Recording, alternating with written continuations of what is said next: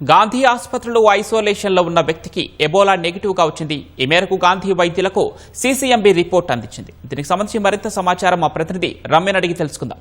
Ramya, CCMB నుంచి ఎప్పుడు report వచ్చింది, ఆ వివరాలేంటి? కొద్దిసేపటి క్రితమే సీసీఎంబీ పూణేలో ఉన్నటువంటి ఎన్ఐవికి రిపోర్ట్ అందించడం. ఎన్ఐవి గాంధీ ఆసుపత్రికి తిరిగి ఇది నెగిటివ్ కేసుగా ప్రకటించడం. 2 రోజుల క్రితం సుడాన్ నుంచి నగరానికి వచ్చినటువంటి 35 సంవత్సరాల అహ్మద్ ని ఎయిర్పోర్ట్ లోనే స్వల్పంగా జ్వరం ఉండడంతో గాంధీ ఆసుపత్రికి తరలించారు. అప్పటి నుంచి కూడా అహ్మద్ ని గాంధీ ఆసుపత్రిలోనే స్పెషల్ గా ఐసోలేషన్ వార్డ్ లో ఉంచడం జరిగింది. అయితే ఆసుపత్రికి వచ్చినప్పటి నుంచి కూడా అతనికి ఎలాంటి లక్షణాలు లేవని చెప్పేసి వైద్యులు, అదేవిధంగా అహ్మద్ సైతం వైద్యులతో చెప్పడం జరిగింది.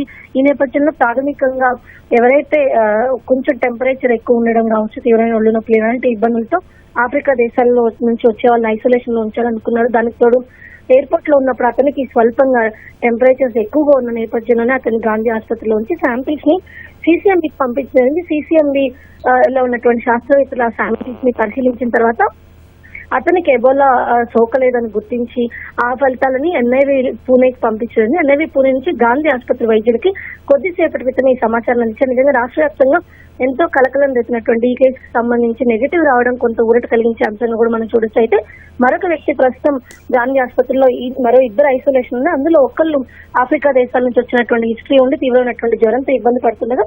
మరొకరు ఎవరైతే ఇప్పుడు జ్వరంతో ఇబ్బంది పడుతున్నటువంటి బాధితులు ఉన్నారో వాళ్ళకి క్లోజ్ కాంటాక్ట్ కావడంతో ఇద్దరిని కూడా ఐసోలేషన్ లో ఉంచడం గమనార్హం. పవన్, రైట్, ధన్యవాదాలు రమ్య.